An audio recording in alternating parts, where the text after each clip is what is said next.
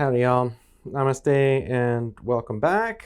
So it's now Sunday afternoon, and I've been recording this thing, and finally I've just got I'm gonna do it, right? And just do it.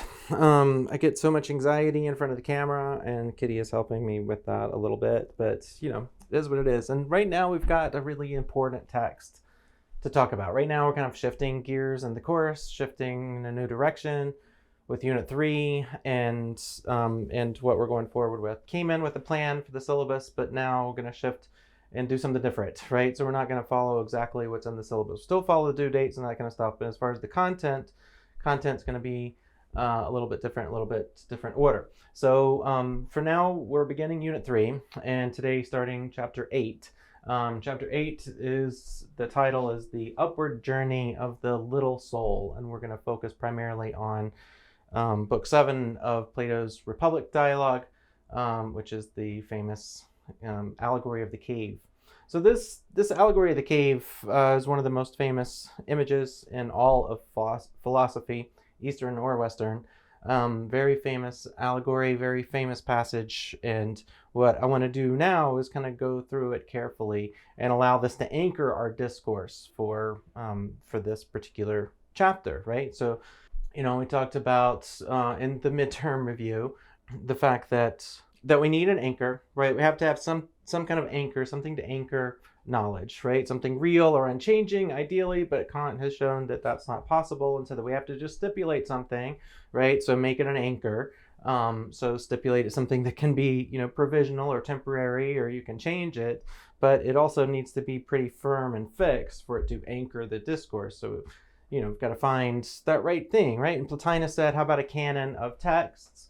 We'll call that theology, or Proclus talk about the elements of theology. You have to have a core canon of texts, right? And so Proclus and Plotinus said, how about the dialogues of Plato? And they're pretty good. So, we're going to look at one of those today. In fact, we're going to look at 3 of them in Unit 3. So we'll begin with Plato's Allegory of the Cave from the Republic dialogue, and then we'll look at a little bit on eros, or erotic desire, and the relationship between logic and erotic desire in the Symposium dialogue. So just a small excerpt of this dialogue between Socrates and Diotima on the origins of erotic love and erotic desire, eroticism. So we'll do that in the second part of Unit 3. And then we'll close off Unit 3 with the next chapter, or maybe it'll just become its own unit probably when we look at the Phaedrus dialogue. We're going to spend quite a bit of time on the Phaedrus dialogue and dive into that much more deeply and take our time with that one. But this one we're going to try and do in one day, in one little one chapter, right? So one little unit of the course. What I've done is I've recorded the whole text, wearing a toga and everything, trying to keep it entertaining, trying to bring the text alive in some sense. And so, I encourage you to watch that after this, or you could pause now and watch that. You can watch that at any point, but expect you to read the text, which you can do by watching the video, right? The text is there, so I'm reading it to you. So you could either watch that, or you could read the text, or you could do both, at the same time. Lots of different ways to do it, but just, I want you to experience the text as a whole without any sort of commentary or additions, or just, just the text. So, I've recorded that, and I'll still got to edit that. I don't know when I'm going to do all this, and now what I'm going to do is kind of go through the text in a little bit more detail, right? But first, I want to just set up the text a little bit and approach it, talk about the way that we're going to approach it in this course. So talked about the need for an anchor, need to anchor the discourse, right? And so right now we're going to use this text as an anchor. But I just want to explain a little bit more, give you another perspective on what that looks like. When I was in India, I had the privilege of visiting the state of Kerala. Kerala is just one of the most beautiful places on the face of this earth. If you get a chance to go to Kerala, you will not regret it. It's just a beautiful place there. And I was also on a little bit of a pilgrimage. I went to the birthplace of this philosopher, one of my favorite philosophers, Adi Shankaracharya, this Indian philosopher from the 7th and 8th century. And anyway, while I was there, when I went to visit this his birthplace in Kaladi, I stayed at an ashram run by the Catholic Church, and visited this beautiful little ashram. And they had a little chapel in the ashram with this beautiful rug and all this kind of stuff. And this is where they study texts, right? And so they study texts in this way, in a circle, with the text in front of them, so that they could see one another. Everybody's on the same level. There's no head, or, it's a circle. So there is no privileged place, right? And you can always add more seats around the circle, even though they sit in these, sort of square cross way if there's 4, but you could set more people around the circle. And he explained that, they put the texts on these little stools, partly for convenience and, it's ergonomic and all that kind of stuff.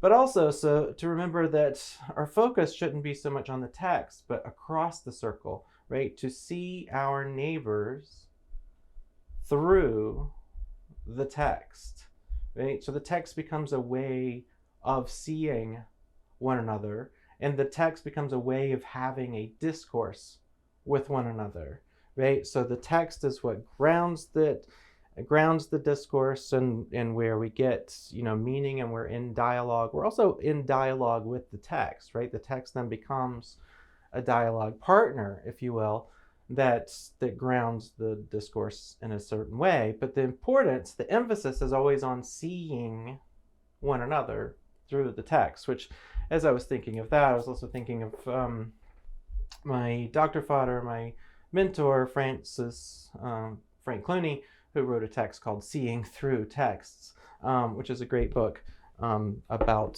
something similar, about learning to see one another in and through texts, and what we can see when we focus intently on a text and allow that text to anchor us. So that's what we're going to try and do today with this particular passage. So let me do that by setting up, where this is and what this text is. So this text comes from Book 7 of Plato's Republic, and so the Republic is a long text. The first 2 books are all these series of conversations or discourses between Socrates and, all kinds of people on the topic of justice. And the question is, what is justice? What do you think justice is? What do you think justice is? And Socrates does this phenomenological analysis, right? Saying, well, let's look at it from this direction. Let's look at it from that direction. Let's ask this person their experiences and that person. And then, try to think through this in discourse, in dialogue with one another, right? So it's not like you read these chapters and then you have a clear understanding of what justice is, but instead you read these books and you get a sense of how to have discourses or conversations about justice and the importance of doing so.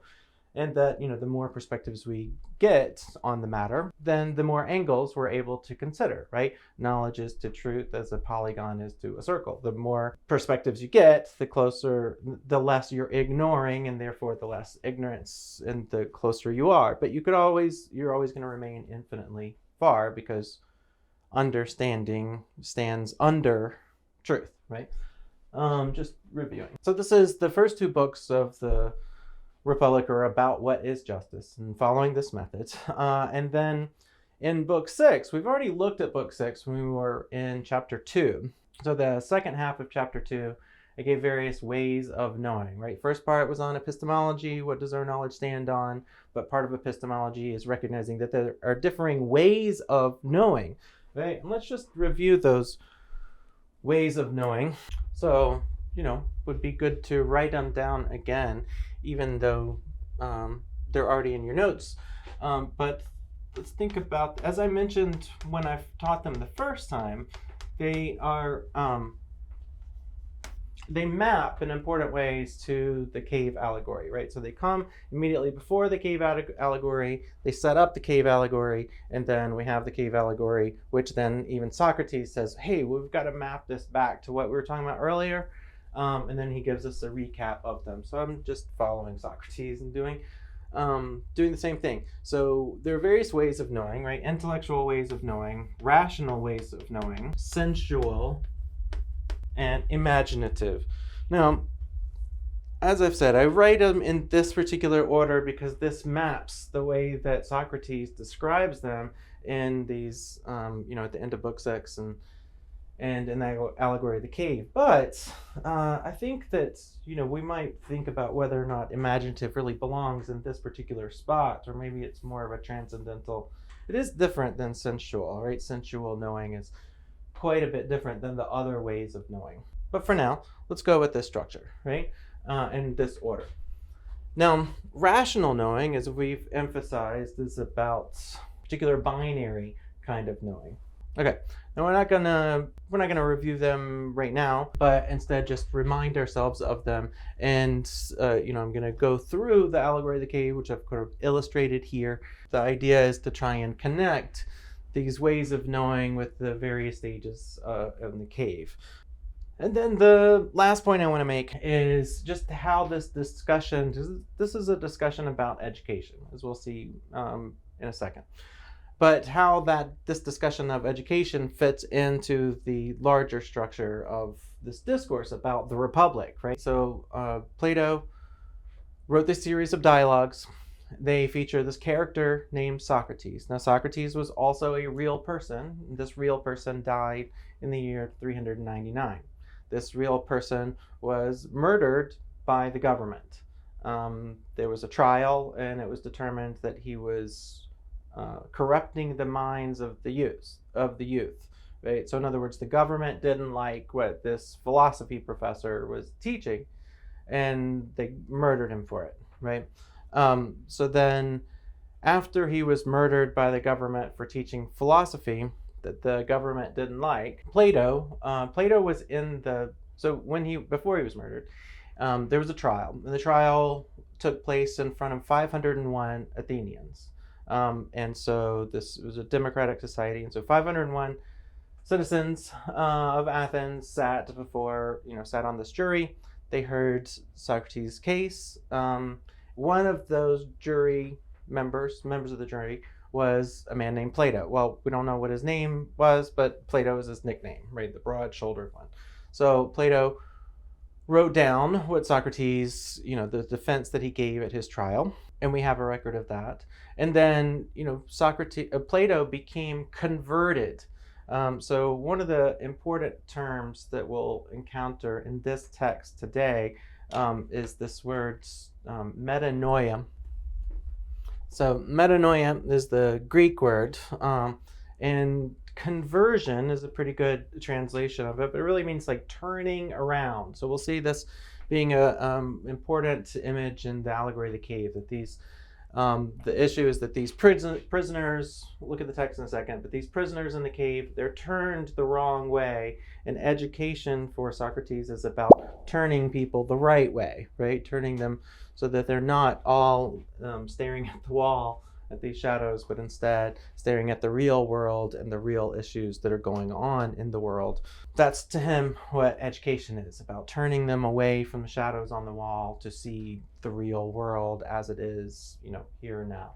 What he emphasizes in the Republic is that in order to have a republic at all, in order to have a good democratic society, you've got to have some sort of actual physical safety, right? They actually need to be protected and guarded from crazy people or people who will do us violence or steal what we got or invade another country or something like that, right? So sort of what we're seeing right now with Russia and Ukraine. So you've got to have some sort of defense to protect you from bad guys who will invade you, right? So Socrates spends a lot of time talking about the guardians and what the guardians, the people who will guard and protect the city. We're talking about the military, right, and the police and first responders and those kind of folks, the people that are the front lines that keep us safe and keep us alive and those sort of things. So he calls them guardians or protectors of our physical bodies, right? And in this text, he's also talking about the importance of guarding the guardians in terms of mental protection, right? Being able to empower people through education so that they're able to think for themselves, so that they don't become, tools for somebody else, but instead are able to think clearly and think independently. And so he describes teachers as the protectors of the protectors, right? The protectors of the guardians who are keeping us physically safe, but we're protecting them by keeping their minds free, right?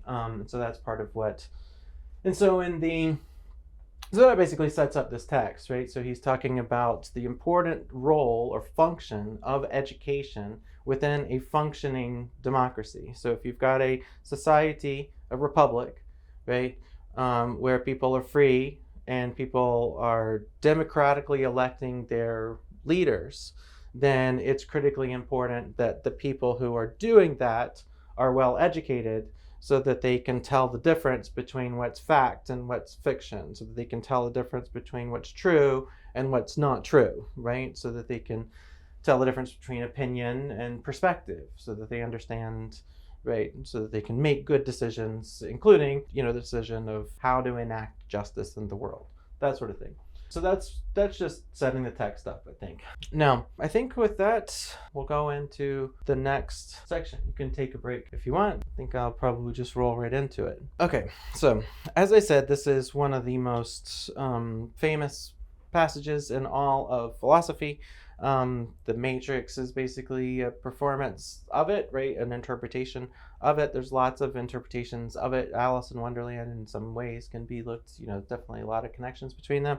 Down the rabbit hole, down into this cave. It's been interpreted, psychologically in terms of these various aspects of mental cognition. It's been interpreted, we can also understand it as like this little soul that's journeying upward from the heart, or from our feelings, or from those, or from those more primal urges that are looking down, right? But anyway, it's a journey. It's a journey of what Socrates calls the little soul. And as we're going through it this time, I'm going to draw attention to certain words in the Greek text, right? So if we want the text to anchor our conversation, we recognize that the text doesn't change. The text is the text, right? The text doesn't change over centuries and thousands of years and all this kind of stuff, right? The text has not changed. And we also just remember that the text is in Greek, right? So when we say the text, we mean the Greek text, insofar as we have it, the best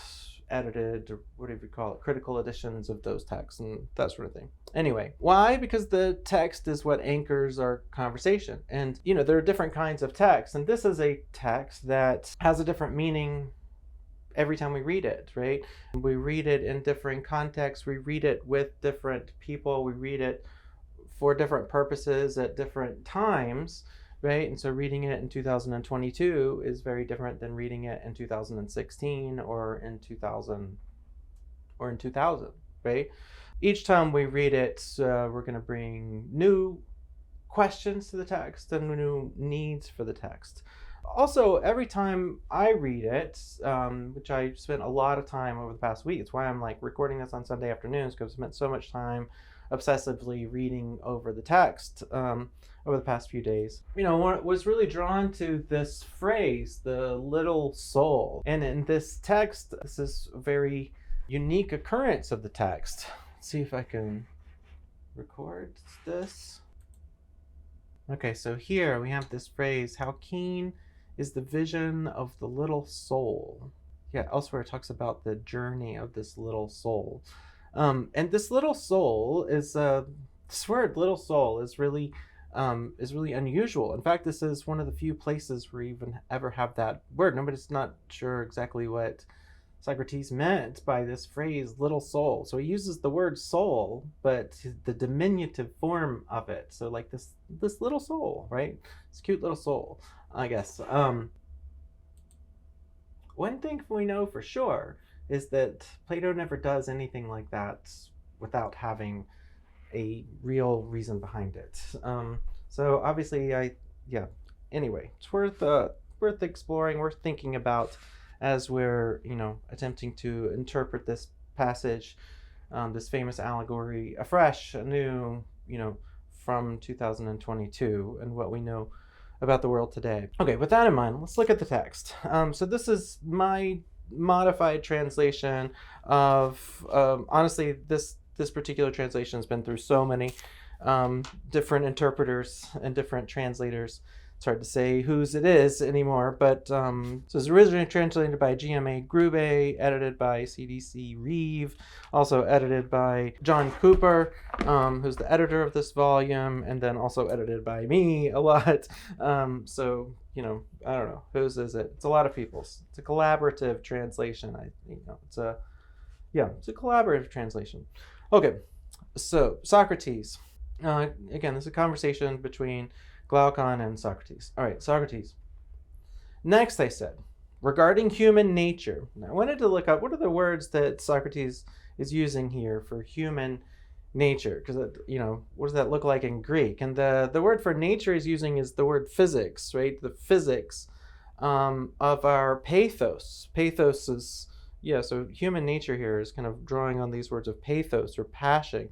Yeah, I think this notion of pathos or feeling is really important in this allegory of the, it all turns on this conversion, this metanoia. So as I said, or tried to say, Plato was converted when he heard Socrates give his speech. And now he's given a discussion about the importance of education in our society in order to change that society, and that in order to change that society, that there must be more conversions that go on, like the kind of conversion that Plato underwent when he watched Socrates get murdered by the state for teaching philosophy in a way that the people who had been elected didn't want them to teach, right?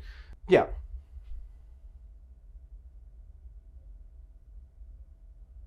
So in 2022, obviously this particular topic, seems all the more salient and topical, I suppose. All right, so Socrates said that there must be some sort of conversion or metanoia, and here he's saying, let's talk about that pathos, that physical pathos of the body, right? Next, he said, all right, so we're just still on like the first sentence. Next, I said, regarding human nature, compare the effect of education and the lack of education to an experience like this. So, all right, this is important framing, right? Because we've got this allegory of the cave, but it's all introduced by this one little sentence. So we've got to pay close attention to this sentence. Compare the effect of education. Now here, we would think, following the sort of logic that we covered in chapter 7, right, that Socrates would have just used education and the lack of education, used just opposite terms there. But he doesn't, actually. He uses, for the lack of education, he uses the word apaidosius. So in the sense of like education in the formal educational sense, and that's lacking, right? So lacking sort of formal education. So that's pretty much what we would expect. But the other word that he uses there is not that, paideiosis, but paidias, which is more talking about rearing a child, raising a kid, right? Talking about rearing a child rearing, parenting, right? So he's using this word, compare the effect of good parenting to the lack of good formal education, right?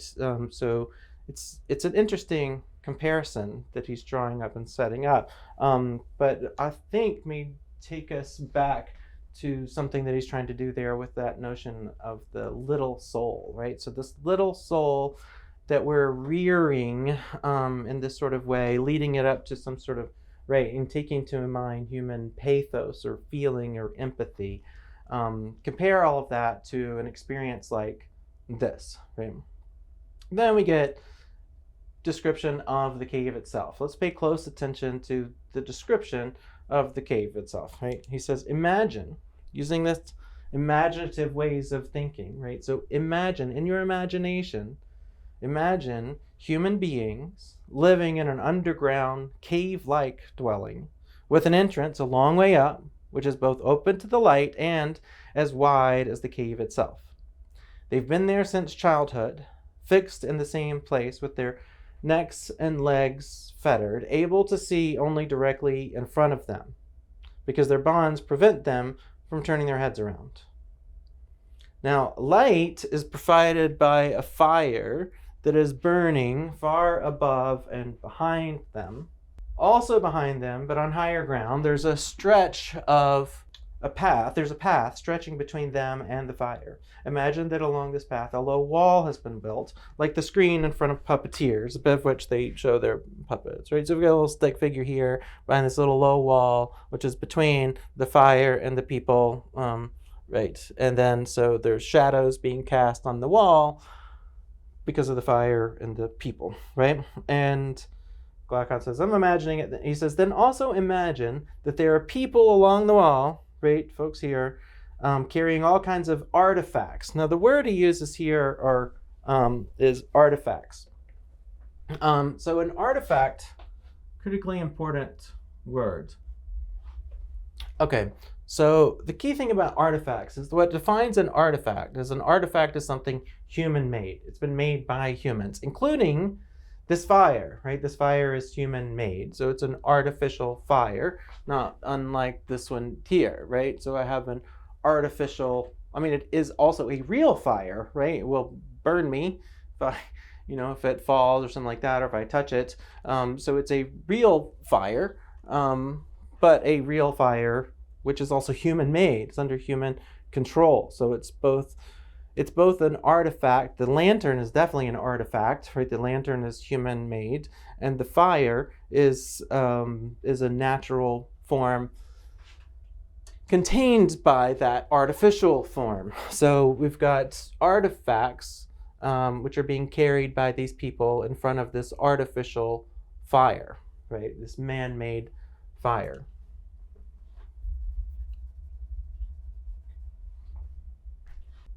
So then also imagine there are people along the wall carrying all kinds of artifacts that project above it. Statues of people and other animals made out of stone, wood, and every material. And as you'd expect, some of the carriers are talking to each other, right? And some are silent. Glaucon says, it's a strange image you're describing, Socrates, and strange prisoners. To which Socrates says, dude, they're like you and me. They're just regular people. Right, we're describing a prison for their mind. They're just like us, who are also imprisoned by these thoughts, right? Do you suppose, first of all, that these prisoners see anything of themselves or one another besides the shadows that the fire casts on the wall in front of them, right? And then he says, well, then also what if the voices were bouncing off of the wall? Then, like, as these shadows are moving back and forth, people are moving back and forth, they're making shadows move back and forth, and then they're talking. So then these people would think, oh, well, this movie that we're watching, right? So they're just seeing something. They're seeing moving pictures on a screen like you're seeing right now, and they're hearing voices that are coming from these people, and they would think that it's coming from the moving pictures, right? So they're watching a movie and hearing voices, and then since that's all they know, right? Because they're not sitting in a circle, but they're sitting in a line, and they're all watching the same exact thing. Then they're talking to each other, which they can't even see one another, right? And Socrates says, well, wouldn't they make up all kinds of words? Don't you think if they could talk to one another, don't you think they'd create names for the things that they see passing before them, right? So this rational knowledge, rational knowing, right? We know rationally. Rationally is binary, where things are divided into A and not A, 0 and 1, right? So binary thinking is rational thinking, so that we have to define our words clearly and, so we describe things using words or numbers. Okay, so these words and numbers is a rational form of language, right? So in our circles of systematic philosophy. We've got ontology in the center, and then we've got right outside of that epistemology and language. So the words that we make up, the words that we create, right? So he's saying, wouldn't they also create words? Wouldn't they also create a whole language? Not, just a language like ours? Wouldn't they make up all kinds of words that they thought that they knew and rationally discuss the pictures that they're seeing on the wall, which are just shadows of these images? Right? Couldn't they make up artificial language? Isn't language, in other words, Socrates is saying, isn't language just artificial, right? We just made shit up. We just made up this language, right? We created this language. So words and numbers that we use to describe the world that we see, and we create those words to fit what we see, right? So if we're only seeing shadows on the wall, then we're still going to make up a language that will still describe the world, but it'll describe the world that we see. And then if somebody tries to tell us something contrary to that, then we'll say, well, you're crazy, right? Or you're using words in the wrong way. You're not using the words the way we're supposed to use words. You're using words in a way that seems inconsistent with my worldview, right? So the point being, they make up these words, they make up language, right? And their language is reflecting what they see. But the words are artificial, right? So language, sometimes I write artifacts with an E. I don't usually do, but I don't know, most people write it with an I. So artifact, a human-made artificial thing, right? So if something's artificial, then it's made by humans. If it's real, if it's not artificial, then it's natural, right? So there's artificial, something made by humans, and then the opposite of that would be something not artificial, right? So we could say, natural things are things that are not made by humans. Yeah. So then, naturally, these folks who are creating this language to describe what they see, they're also going to create not just normal words, but they also create, forms or ideas. They might create ideas that, correspond to those, so maybe they'll come up with forms or ideas, such as like, all right, well, this thing looks like whatever shadow this casts on the wall, like maybe this looks like a cup, but maybe this also looks like a cup, but they have a different word for it. So then they'll be like, okay, it's the same idea. Like we talked about with colors, right? So you can have the color red, the color blue, the color orange, right? So that's rational, red, not red, blue, not blue, orange, not orange, whatever. We can describe these things. Red is light, of which the light waves, are between 625 and 740 nanometers. So we can describe those things. But then color, right? You can't see color because color is something transcendent. Color is both red and not red at the same time, right? So any other thing like a light can either be red or not red, but it can't be both red and not red at the same time in the same way. Whereas color is an abstract idea which is abstracted from our experience of colors, and therefore this can also be artificial, right? So in the same way that we can create artificial words to describe shadows on the wall, likewise we can create artificial ideas, right? Ideas that we've created, like color, right? So something that is like color. Maybe this would be a good time to introduce another distinction that doesn't exactly come from this text, but is represented in this text anyway. But that between what we'd call artificial forms or artificial ideas versus natural ideas or natural forms. So we could say, there is a fire, one instance of fire. So this is fire as it exists in the sensual world, right? Like this fire right here is something I can see, something I can feel, right? Something I can smell. And if it were roaring, then I could hear it too, right? So there's the fire that I can sense sensually. But then there's also a form of, and then there's the word fire, right? The word fire, I can say the word fire, it doesn't burn my tongue. I can think about fire or imagine fire, it doesn't burn my hair or set my brain on fire, right? So the idea of fire, the word fire, or definitions of fire, they don't burn, right? But then there's also sort of like the form of fire, which is like, it's something that even if we don't have any language at all, fire still has a form. It's still like something, it's a combustion and that sort of thing. And so there's something about fire that exists naturally, regardless of whether or not we have a word for it. So we would call those not artificial forms, but natural forms. So,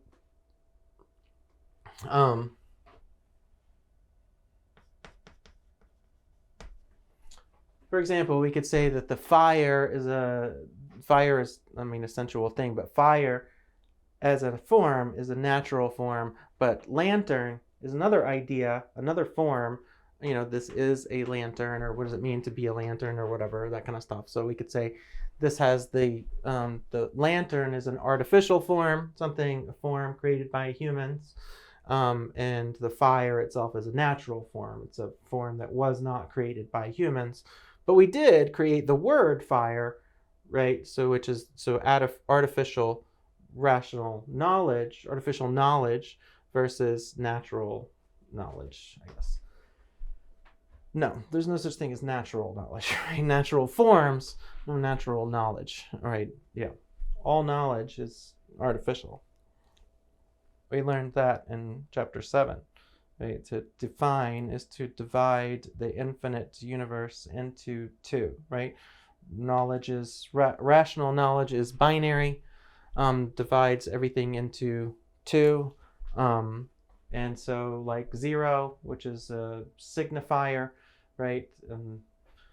0 is a signifier, which signifies nothing, and in signifying nothing, it turns nothing into a something. That's the paradox of the signifier, right? So signifiers create, they in and through their activity of signifying, right? So we must not forget that paradox, that all rational divisions are built on that paradox, right? They create what they intend to simply signify. So that's the artificial point, and those are some of the bonds, right, that hold people bound to particular ways of thinking prior to their metanoia or conversion. Some of that probably went over your head. Let's that's okay. Let's dig back into this text. Do you suppose these prisoners seeing anything other than the fire cast on the wall? Don't you think they'd create names for the things that they see passing before them? Glaucon said they'd have to. And what if their prison also had an echo? All right, we all got that. Then the prisoners would in every way believe that the truth is nothing other than the shadows of those artifacts. Now here I want to teach you another Greek word. It's important to learn some Greek, I think, for Western philosophy. So the Greek word here is, just deciding where on the board to write it. We put it way up here. The Greek word is aletheia. All right, so I want to teach you a little Greek. So let's look here at the Greek. So it'd be good to know this word, aletheia, alethes here. Alethes, literally means unconcealed. So this is the word that is used in Greek for truth, right? But it's a negative word, which means unconcealed, or to disclose, to uncover. Uncover is another good translation of it. So that which is uncovered. So we'll see, I think, in a moment why that definition might matter to so many philosophers, including Heidegger, and including me. The negative aspect of it, something that's disclosed or unconcealed or becomes unhidden, right? Once these folks turn around, if they have some sort of conversion or metanoia, then they turn around, and then the truth will be uncovered, discovered, like revealed, right? The veil will be lifted. So uncovered, right? Or unconcealed. So truth, aletheia, or lethes, So to uncover, that which is uncovered. So just to explain, the word means truth, right? So aletheia, the definition of it is truth. But literally, etymologically, the word means uncovered or discovered, revealed, right? Uncovered. Right? So truth is something that is uncovered. An important point. It's not something that's created. Right? So truth is always going to be beyond. Truth will always be beyond our understanding, because understanding is something that we've created using artificial words, right? So we understand things through language and through words, but our understanding will always stand under truth, because truth is something transcendental, which is only uncovered partially from a particular vantage, from a particular point, right? As we've seen, the view from nowhere does not exist. The view from everywhere is impossible.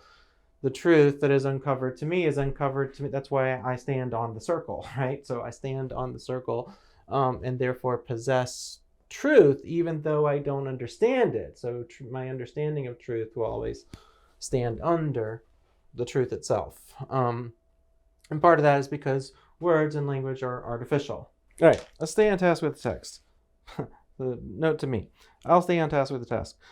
I'll try to stay on task with the text. We know how you feel. It's time to record, but those anxieties and imposter syndrome sets in. You start putting random edits into your videos. You don't know whether you're a philosophy professor or a YouTuber just obsessed with circles. Then it hits you. Circles. That's it, you think. Circles. All I need is a couple of teenagers and a box of circles. Brad's Cosmetology School. It'll leave you feeling, I look good. Brad's Cosmetology School. It'll have you turning circles into smiles. I look good. Then the prisoners would in every way believe that the truth is nothing other than the shadows of those artifacts, right? So human-made artifacts and then shadows even of those. So shadows are just, we need to distinguish between images and shadows. I think we'll get there. Socrates, consider then, what would it look like if those prisoners were released from their bonds and cured of their ignorance, like the things that they are ignoring? They're ignoring all of reality. It's one of the things about their bonds is not, they're bound by their ignorance, by ignoring it. All they have to do is turn around and stop ignoring it, and then they won't be bound anymore. They're bound because they're bound by their ignorance, by their ignoring, right? They're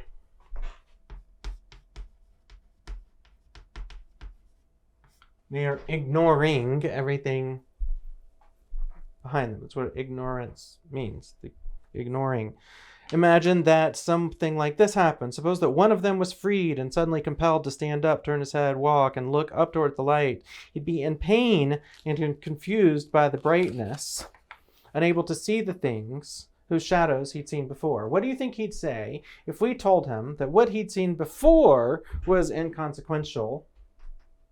What do you think he'd say if we told him that? But now that he's a bit closer to the things that are, just that connect that with the language of that we learned with our understanding of ontology from chapter 7, right? That the things that are, he's closer to the things that are and has turned towards the things that are more, right? So now this is after the conversion, after this little soul has turned around, has been converted, then we begin this upward journey of the little soul that follows that turning around when it turns away from the shadows, which are the unrealist of the real, right? They only exist as far as like the light plays, right? It's just a trick of light. It's just light on a screen, right? People just staring at screens all the time, just light changing on the screen. That's all it is, right? Light changing on the screen has them so captivated that they're ignoring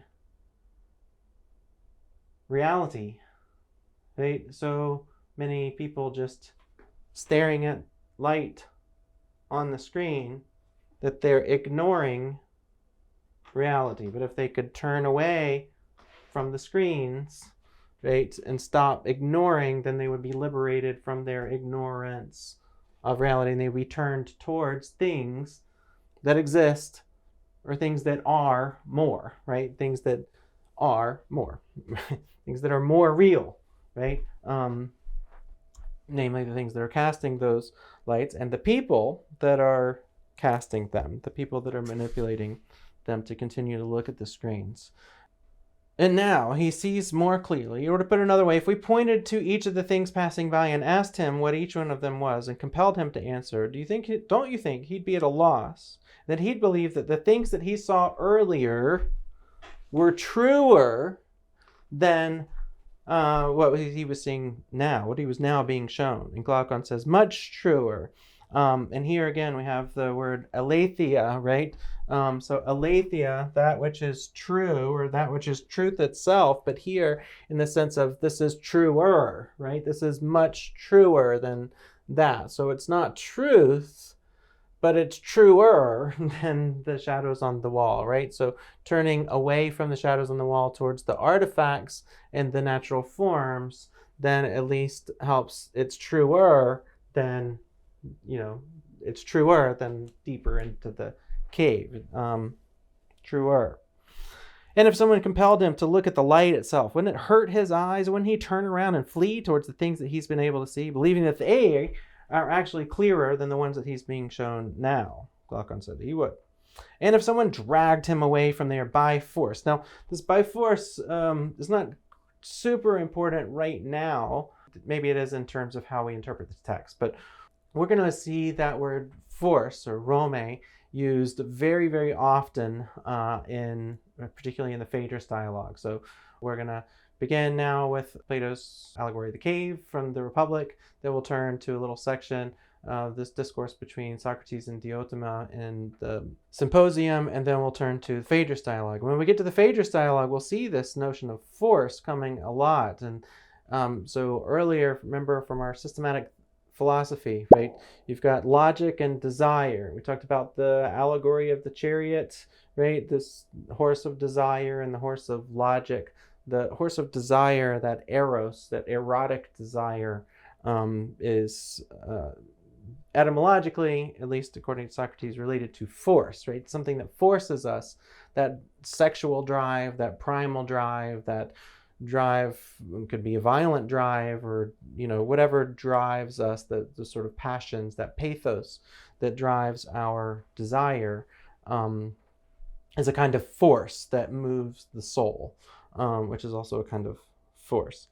So if someone or something dragged this little soul by force up the rough, steep path and didn't let him go until you dragged him into the sunlight, wouldn't he be pained and irritated at being treated that way? When he came into the light with the sun filling his eyes, wouldn't he then be unable to see a single one of the things now said to be true? Right? You couldn't see any of those things that he's now saying to be true when he's up here in the light, right? Because his eyes are now filled with light. And Glaucon was like, well, it might take time. He would be unable to see them at first, but then Socrates is like, yeah, okay, I get your point. It had to take time. At first, he'd be able to see. At first, he'd see shadows most easily, then images of men and other things, right? So, first, he would see shadows, and then images. Now, I think it's really important for us to make a clear distinction between these two, right? We experience, or we know, shadows through our imagination. That's how these images, these mental images, the phenomena, that which appears to the conscious mind, right? These images appear in our imagination. That's where in the visual cortex or auditory cortex or whatever, right? We can imagine sounds and not just visual images. We can imagine all sorts of things in our imagination, but those are the shadows, right? But we also imagine images. So both of these things, images and shadows, are both imagined in the imagination. That's where phenomena occur to the conscious mind, right? That's just how we perceive reality. But there is an important difference between shadows and images, right? The image is, the image is, let's say if I hold up a cup or something up here, then the image that appears to your conscious mind when you look at this thing, this actual thing itself, the cup, right? The image that appears to your conscious mind when you look at the cup is different than the shadow of that cup cast on the wall, right? Like really very different. So it's important to keep in mind that distinction and that difference. But remember that the people that are down here are using words that they've made up. And as we'll see, the language that they're understanding is actually the same language that other people are seeing, because they've heard these voices, right? So they say, hey, cup. And then this person says, that's a cup. But they're seeing the shadow of the cup, not the cup itself, right? And so they've learned the word and associated the word with its shadow rather than that of which it is a shadow, right? Which is still just an image of something else, right? But if we were talking about something like, love, then we might say, Romeo and Juliet is an image of love. It's not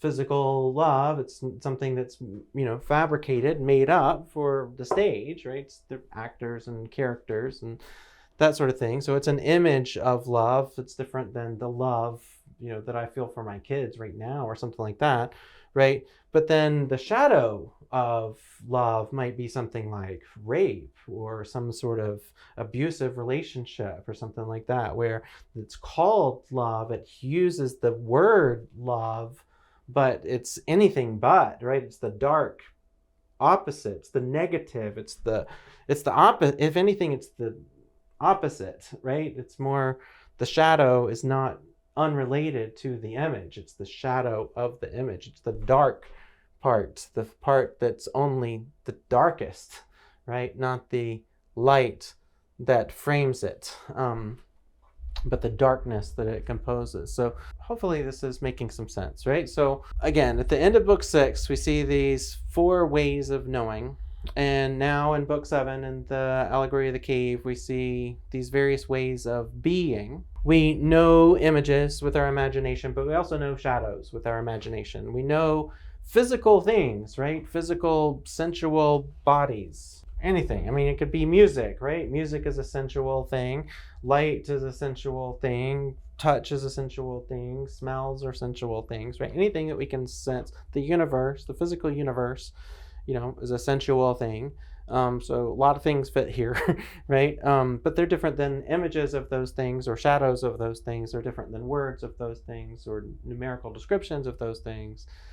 Right, so we're talking about differing ways of being, just like we did with music, right? There's the idea of music or beauty, or the idea or the music that exists in the mind of the composer. Then there's the words and the notes written on the page. Then there's the actual music that you hear. And then maybe there's like an MP3 file or something like that. And then there's just, noise or dissonance or something that's the opposite of music. That would be the shadow of it, right? Dissonance, maybe the opposite of music and beauty. Cool.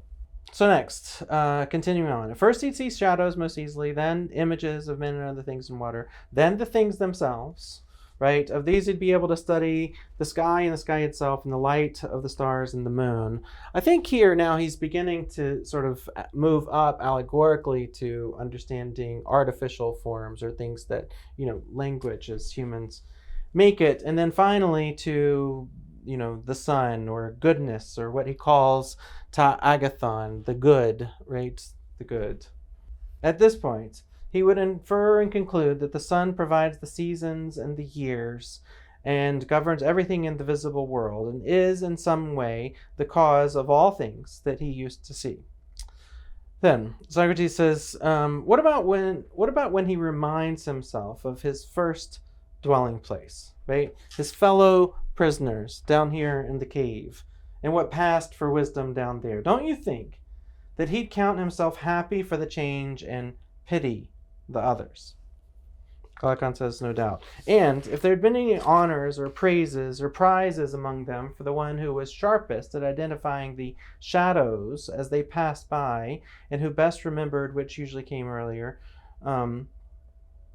wouldn't he rather, in other words, wouldn't this guy rather like become a servant or a slave up here, right, without any possessions, work the earth as a servant to another, one without possessions, and go through any sufferings, rather than go back and live in that way, live that cave, right, take the blue pill or whatever and go back and live the way they do?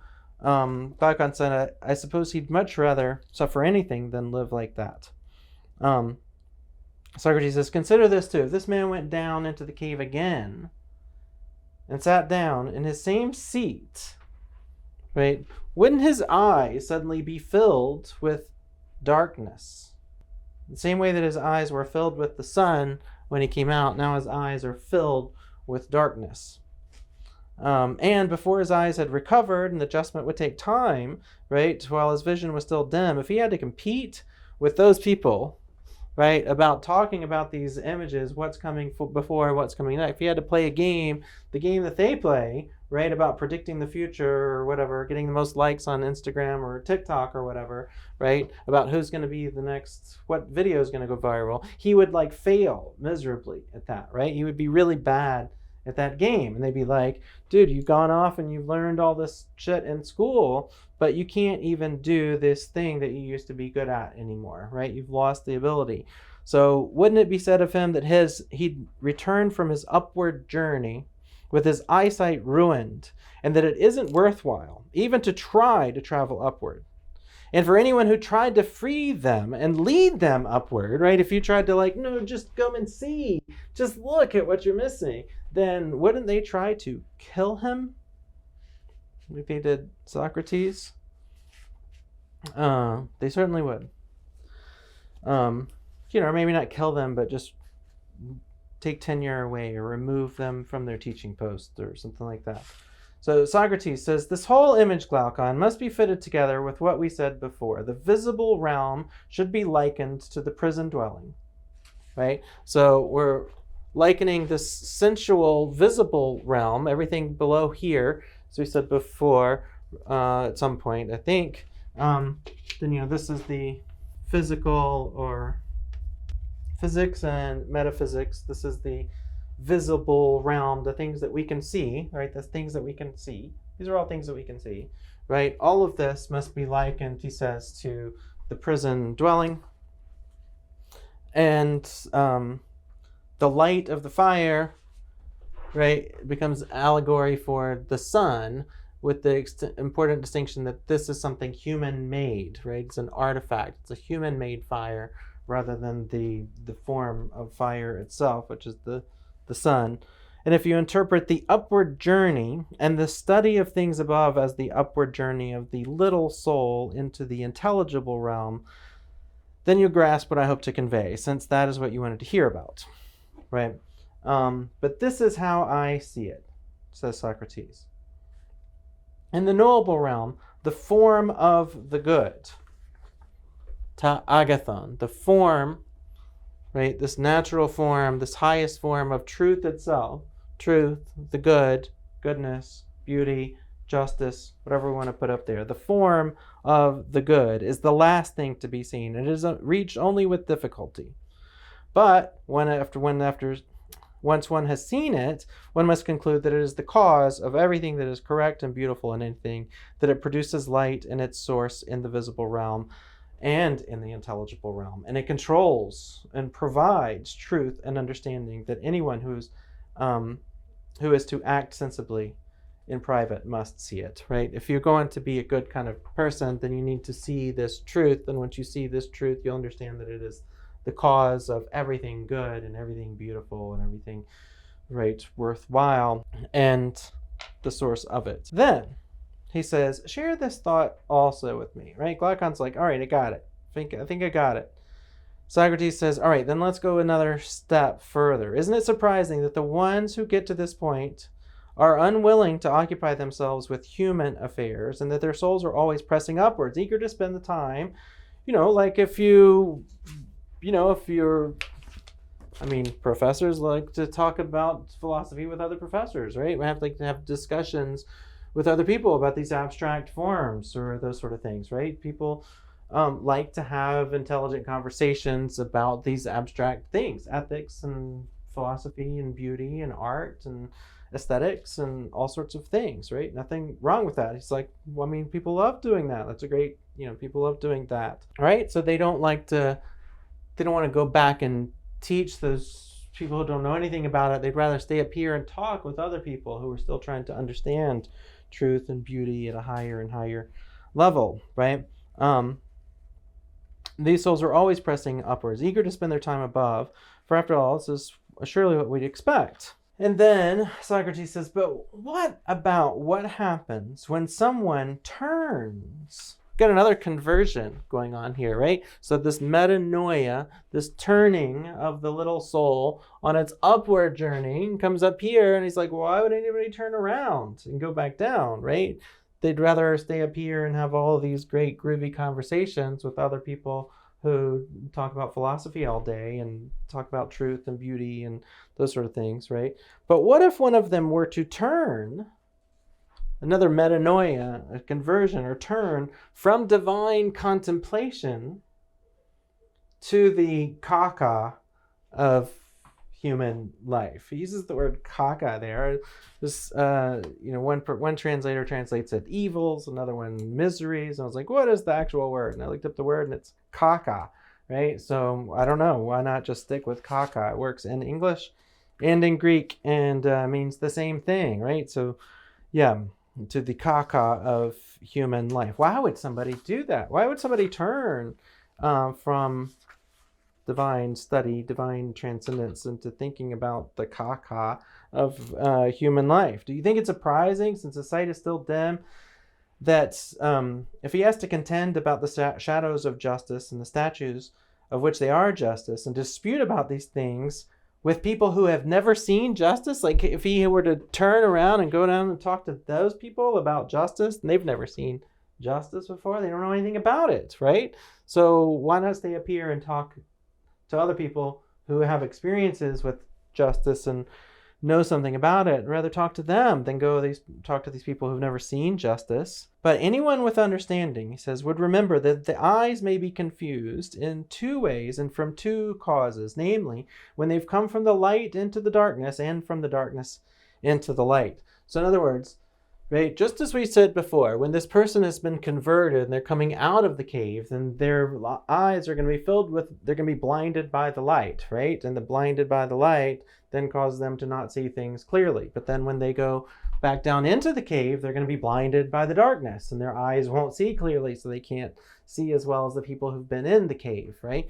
And so, as we've already said, they would lose these competitions. But Socrates makes the point here that both are still confusion, right? You're still confused either way, right? Whether you're coming from the light of truth or you're coming from the darkness of ignorance, we all encounter one another in this in-betweenness, right? This Heidegger describes Dasein is Dazwischenheit dazwischens, the in-betweenness of the in-between. We all exist in this sort of in-between.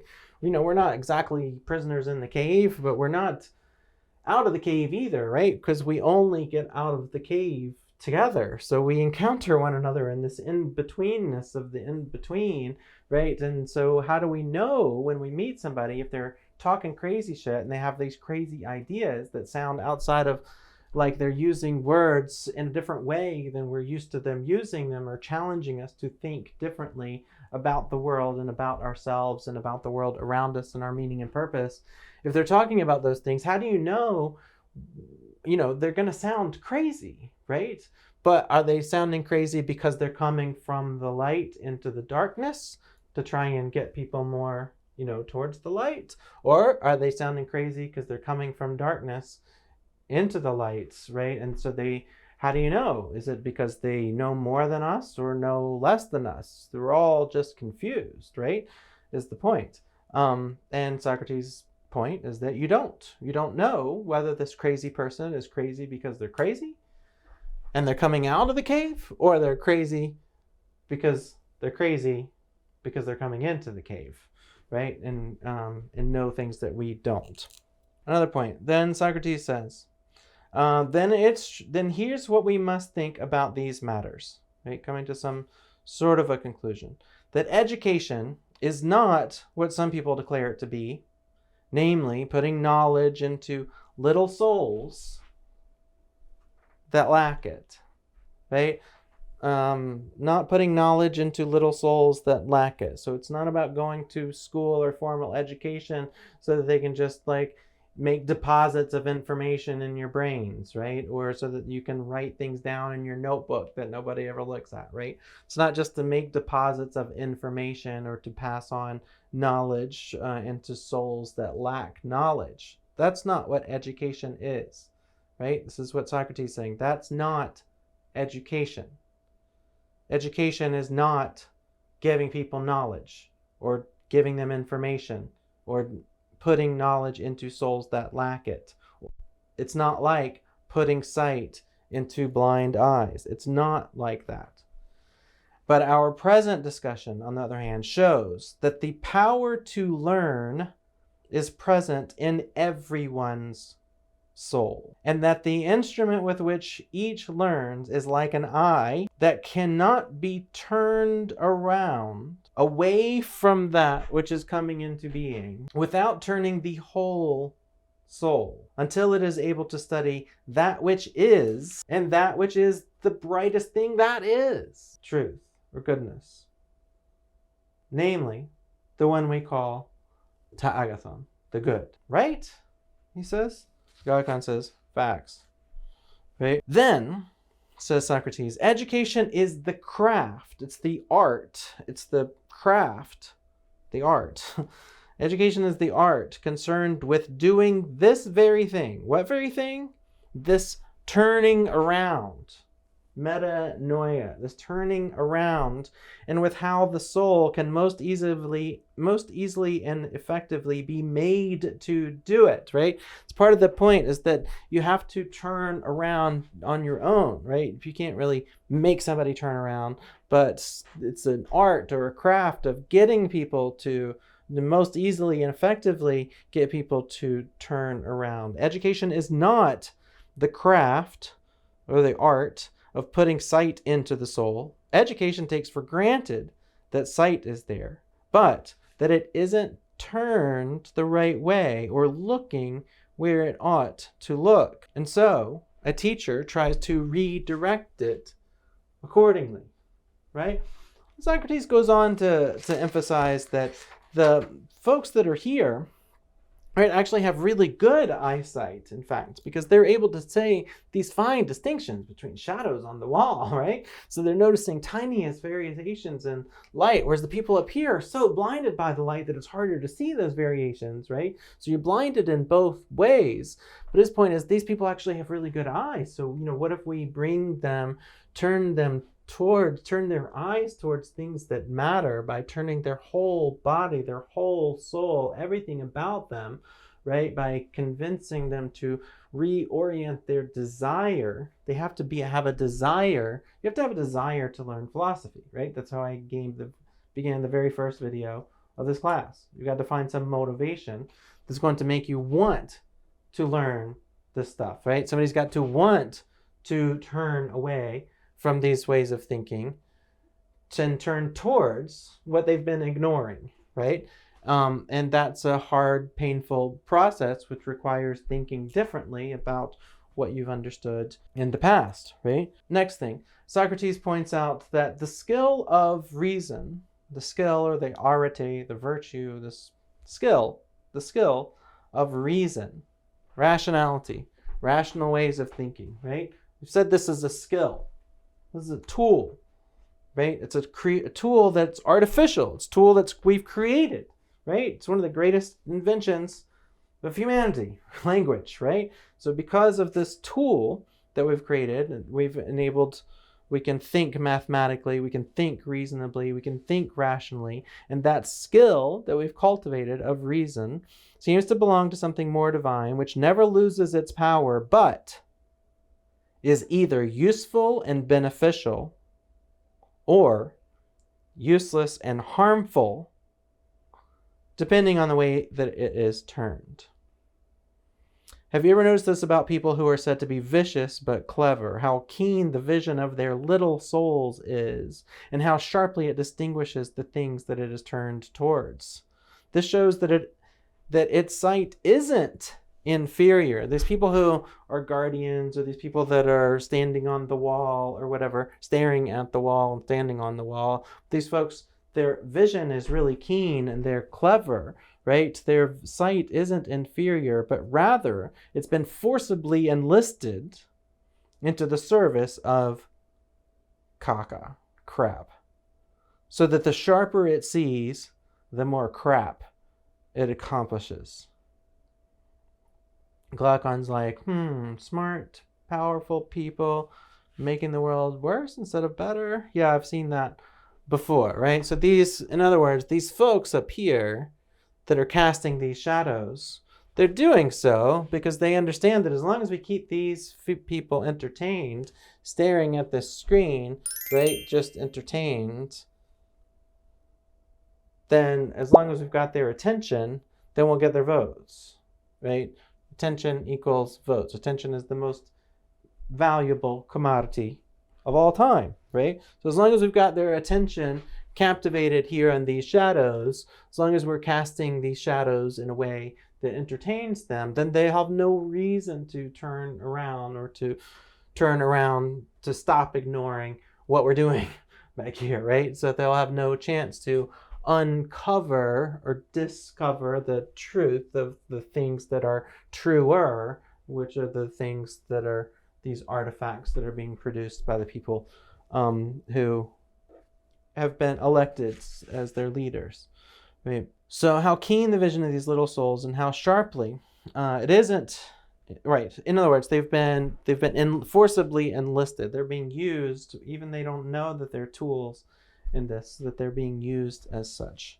Then he uses more language of child rearing, and that, like, if we were to raise this child from the beginning, right, without getting them encrusted in this desire for gluttony and greed and other kind of pleasures, like gluttony and greed, right, selfishness being selfish pleasures, right, those sort of things, like leaden weights would pull their vision down, right? So by keeping them entertained with food and sex and pleasure and those sort of things, that encrust the soul and keeps its vision downwards. Instead, if being rid of these, it turned to look at the truth, then I say that the same soul and the same person would now see those sharply, just as it now sees sharply the things that it is presently turned towards. In other words, they have really refined, good, sharp vision. And if we could just get them to use that vision by looking for truth and justice and goodness and beauty, rather than, division and all the shadows of justice that those in power are tricking them into, paying attention to, then how awesome would that be, basically? And then he says, what about the uneducated that have no experience of truth, right? Sort of direct experience of truth and reality. Then doesn't it follow necessarily, logically, from what was said before, that they will never adequately govern a city? But neither would those who have been allowed to spend their whole lives being educated. In other words, these folks can't govern a city. They don't even know what's going on. They don't know what's going on, right? They definitely can't govern a city without knowing, right, how the game works and that sort of thing.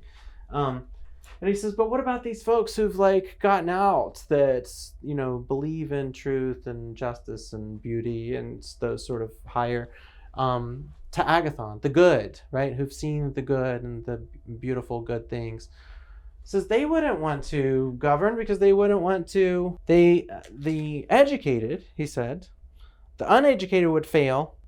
He said the uneducated would fail because they don't have a single goal or purpose at which all of their actions, public and private, inevitably aim, right? So we talked about logic and desire need to be aimed towards that existential purpose, right? If there's aimed towards that existential purpose, then that's what orients and drives both logic and reason, right? Towards one's reason and purpose. So if one is driven towards that sort of existential purpose, but these folks down here, they've never even thought about that sort of thing. They don't know how to pick existential purpose or something like that. So they're going to fail because they just do whatever comes to mind at the time, like this feels good or this feels good. They're driven mostly by their passions and immediate desire for pleasure, right? What's going to feel good right now, that sort of thing.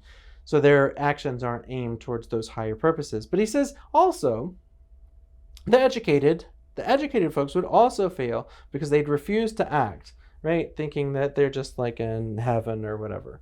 And they don't want to deal with all the realities and the stickiness of poverty or injustice or racism or sexism or those kinds of isms, right? Then Socrates says, it's our task as founders then to compel the best folks to make the ascent and to see the good, right? To get these folks to metanoia, to turn around so they can go up and see the good. Since we said previously, this is the most important thing. But when they've made it and they've looked sufficiently, we must not allow them to do what they're allowed to do today. And Glaucon's like, what do you mean? Socrates says, well, today we let them stay there and refuse to go down again to the prisoners in the cave and share in their labors and honors, whether they are lesser or of greater value. And Glaucon's like, yeah, but don't those teachers, they made it all the way out. Don't they deserve to stay out? It's better out there. And Socrates said, no. With great responsibility or with great knowledge comes great responsibility, right? So the job of the city, he says, is not to spread happiness just to maximum happiness of one small group. It isn't the law's concern to make any one class in the city outstandingly happy, but to contrive to spread happiness throughout the city by bringing the citizens into harmony with each other. Through persuasion or compulsion, by asking them to share with one another the unique benefits that each individual can confer on the community. The law produces such people in the city not in order to allow them to turn in whatever direction they want to turn, but instead to make use of them to bind citizens together. We can skip to the next passage, right? Saying like if you grow up in a different society and if you didn't come through their education system and that kind of stuff, then maybe you don't owe them anything. But if you were raised here and you were raised in this society, then you owe something to this society. That's what he says. We've made you kings in our city and leaders of the swarm, as it were, both for yourselves and for the sake of the rest of the city. You are better and more completely educated than the others and are better able to share in both types of life. Therefore, each one of you, good people, must go in turn to live in the cave, in the common dwelling place of the others, and grow accustomed to seeing in the dark. And when you're used to it, you'll see better than the people there because you've seen the truth about fine, just, and good things. You'll know what each image is and also that of which it is the image of. Therefore, for you and for us, our city will be governed not like the majority of cities nowadays by people who fight over the shadows. People who fight to control the shadows. People who fight to just entertain the masses so that they will continue to ignore the reality around them. Right? Our city won't be run like that. By people who fight over shadows and struggle against one another in order to rule as if that were a great good, right? But instead, our city will be governed by people who are awake rather than dreaming. For the truth is surely this: a city whose prospective rulers are least eager to rule must of a necessity be most free from civil war. Whereas a city with the opposite kind of rulers is governed in the opposite kind of way. So, that brings us to the end of this allegory of the cave, although it's not a hard ending. The discussion goes on, but nevertheless, the end of our reading it for this. And so next we're going to turn to a different text, still about desire and about cultivating some sort of desire or pathos, right? In order for this prisoner to get out of the cave, they need a desire to do so, right? Something that will force them out, a desire that will drive them out, right? Something that's going to give them a desire to turn around, to stop ignoring what they're ignoring, right? To turn around. Once they turn around, then they'll be turned in the right way, and they'll have the skill of vision, and it'll take them a while to adapt, right? But then they'll be able to see in ways that, they've got these skills to see, and then they will be able to use the unique gifts that each individual person has, right? So then we get all of these folks they've got all these great tools, all these great skills and gifts, right? But they're just looking in the wrong way. They're just oriented the wrong way, right? They're disoriented. If we can get them oriented by converting them or getting them to turn around, right? That metanoia, then we'll have those unique gifts that each one of them has to offer to the city, right? To all of us. And that's the goal, as Socrates says, by bringing the citizens into harmony with each other, right? To make use of them to bind citizens together. Hopefully some of that resonated and made some sense. I know it's a lot to cover in a short period of time. It's hard also to cover it just, in my room talking to a camera without any sort of passion and that sort of thing. And it's a lot. So this will take me more than 2 class periods to cover. So probably twice as much time to cover in the classroom as it took me to cover it in the video, because there's nobody here talking. I think what would be best next is to take a slight mental break. Take a mental break as long as you need. But the next step in the course would be to have a look at this video that I've added to the playlist.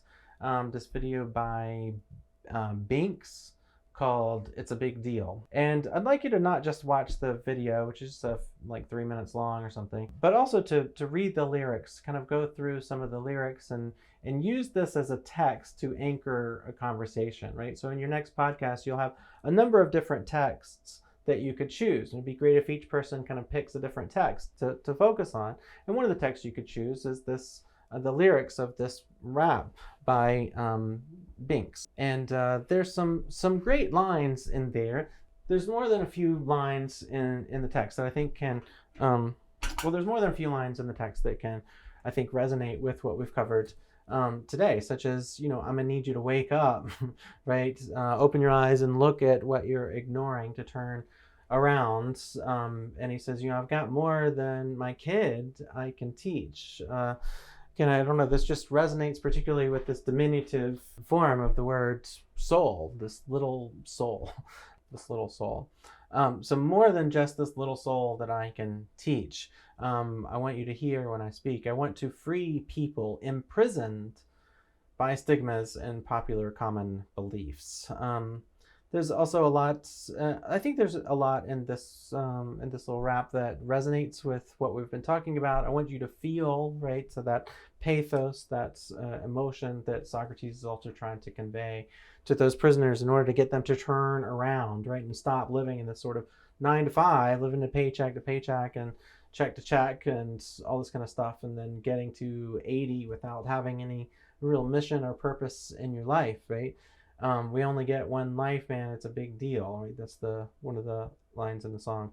So anyway, could be a good change of pace in thinking about this video and the words of this song, using that as a text in order for us to see one another, seeing through text, seeing across the text, to see our neighbors, and then hopefully getting us to turn away from these screens and turn towards one another, to be able to see one another and to see our neighbors in and through these texts, and to do, as Nell Morton said, hearing one another into speech, right? That pregnant pause that allows our neighbor to conceive of new ideas as we pass these seeds of wisdom from one to another, allow those seeds to germinate in our neighbor's mind, and that from those pregnant pauses and silences we can hear one another into speech as these conceptions, the conceptions that are conceived not through intercourse but through discourse, that allow these new ideas to be conceived and to take root, which begins first with our metanoia, or our turning away from our screens, but turning away from the shadows on the wall and turning towards that which is more real by turning towards our neighbor, engaging in philosophical discourse for the sake of training the intellect and cultivating some sort of desire for justice, in order to create a republic like the one that Socrates perhaps envisions. So anyway, I guess I got to get to editing. And yeah, I got a lot of that to do. And spend a little time with my kids, and hope that you took something away from this. Word. Peace out.